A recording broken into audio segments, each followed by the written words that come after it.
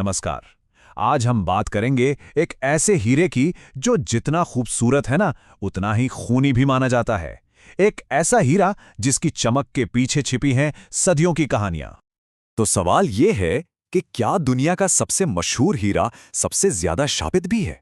मतलब सोचिए, ये वो हीरा है जो इस वक्त ब्रिटिश क्राउन ज्वेल्स का हिस्सा है। और इसका इतिहास कोई 100-200 साल नहीं, बल्कि 700 साल पुराना है, और वो भी खून से लिखा हुआ। कमाल की बात तो ये है कि इसे कभी किसी ने खरीदा या बेचा ही नहीं। इसे या तो जंग में जीता गया या फिर तोहफे में दिया गया, और जिसके भी पास ये गया अपने पीछे सिर्फ बर्बादी ही छोड़ गया। तो इसकी पूरी कहानी को समझने के लिए ना, सबसे पहले इसकी कीमत और इससे जुड़ी उस खतरनाक भविष्यवाणी को समझना जरूरी है। जैसा मैंने कहा, यही एक बात है जो कोह-ए-नूर को दुनिया के हर हीरे से अलग कर देती है। इसकी मालिकी कभी पैसों से तय नहीं हुई। ये हमेशा तलवार के दम पर या तोहफे के तौर पर ही एक हाथ से दूसरे हाथ गया है। और इसी वजह से इसकी असल कीमत क्या है, ये कोई बता ही नहीं सकता, मतलब नामुमकिन है। अच्छा, इसकी कीमत का अंदाजा लगाने की पहली कोशिश की थी मुगल साम्राज्य के संस्थापक बाबर ने। उन्होंने कहा था कि इसकी कीमत पूरी दुनिया को 2 दिनों तक खाना खिलाने के लिए काफी होगी। मतलब सोचिए, एक अकेला हीरा और इतनी कीमत कि पूरी दुनिया का पेट भर जाए, वो भी 2 दिनों तक।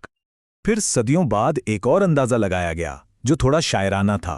नादिर शाह की पत्नी ने कहा था कि इसकी कीमत का अंदाजा ऐसे लगाइए कि जमीन के 4 कोनों में 4 पत्थर फेंके जाएं और एक पत्थर आसमान की तरफ, और उनके बीच की सारी खाली जगह को सोने और जवाहरात से भर दिया जाए, तो भी कोह-ए-नूर की कीमत उससे ज्यादा होगी। मतलब इसकी कोई कीमत ही नहीं है। और अब बात करते हैं उस भविष्यवाणी की। कहते हैं एक पुरानी भविष्यवाणी इस हीरे से जुड़ी है, वो ये कि इसका मालिक पूरी दुनिया पर राज करेगा, लेकिन वो अपने साथ दुर्भाग्य भी लाएगा। भविष्यवाणी ये भी कहती है कि इसे सिर्फ कोई औरत या फिर भगवान ही बिना किसी नुकसान के पहन सकते हैं, और कोई भी मर्द जो इसका मालिक बनेगा वो बर्बाद हो जाएगा। तो सवाल ये है कि आखिर ये इतना कीमती और खतरनाक हीरा आया कहां से? चलिए थोड़ा पीछे चलते हैं और इसकी शुरुआत देखते हैं। इस हीरे की कहानी शुरू होती है भारत से। इसे लगभग 1300 सी में आंध्र प्रदेश की मशहूर गोलकुंडा की खदानों में खोजा गया था।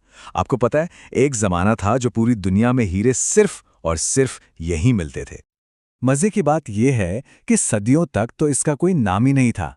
फिर 18वीं सदी में जब फारसी बादशाह नादिर शाह ने इसे पहली बार देखा, तो इसकी चमक देख के वो हैरान रह गया, और उसके मुंह से निकला कोह-ए-नूर, फारसी में जिसका मतलब है रोशनी का पहाड़।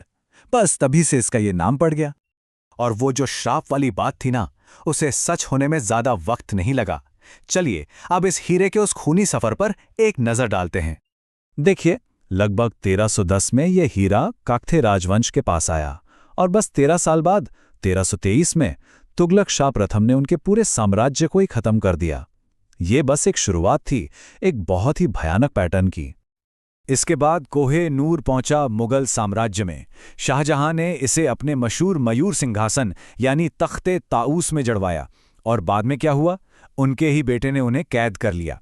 फिर औरंगजेब के पास आया तो उसने एक अनाड़ी कारीगर से इसे कटवाया, जिससे इसका साइज बहुत ही छोटा हो गया, और उसके बाद मुगल साम्राज्य का पतन शुरू हो गया। कहते हैं अकबर समझदार थे, उन्होंने इसे कभी अपने पास रखा ही नहीं, और शायद इसीलिए वो इसके श्राप से बचे रहे। फिर 1739 में नादिर शाह दिल्ली लूटकर ये हीरा अपने साथ फारस ले गया, और पता है क्या हुआ, 1747 में उसके ही अफसरों ने उसकी हत्या कर दी।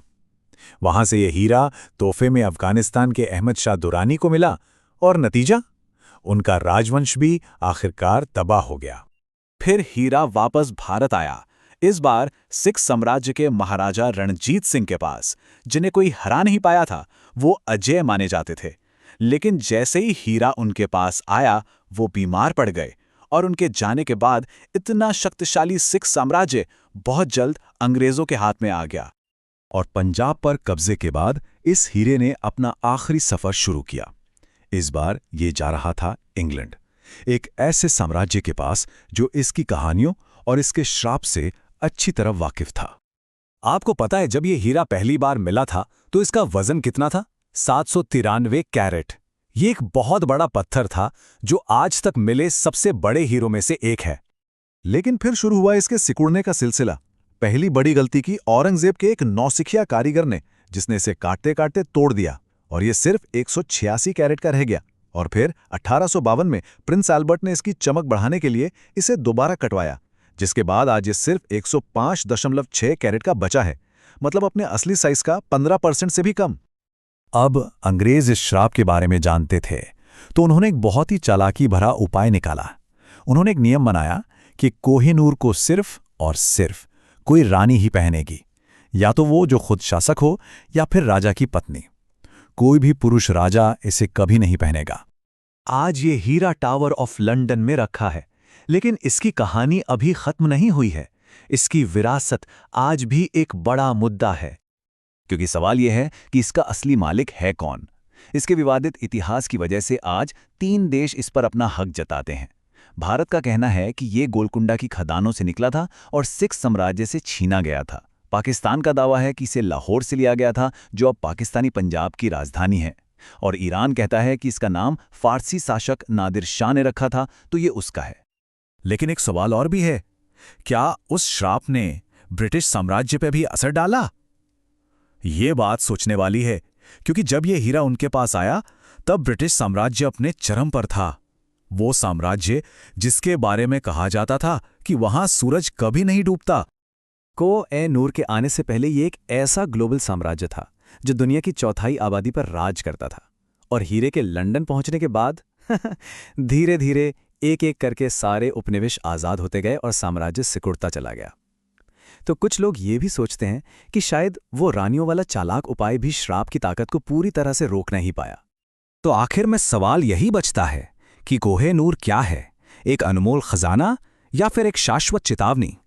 इसकी कहानी हमें एक बात तो जरूर सिखाती है कि दुनिया के सबसे बड़े खजानों की अक्सर सबसे भारी कीमत चुकानी पड़ती है।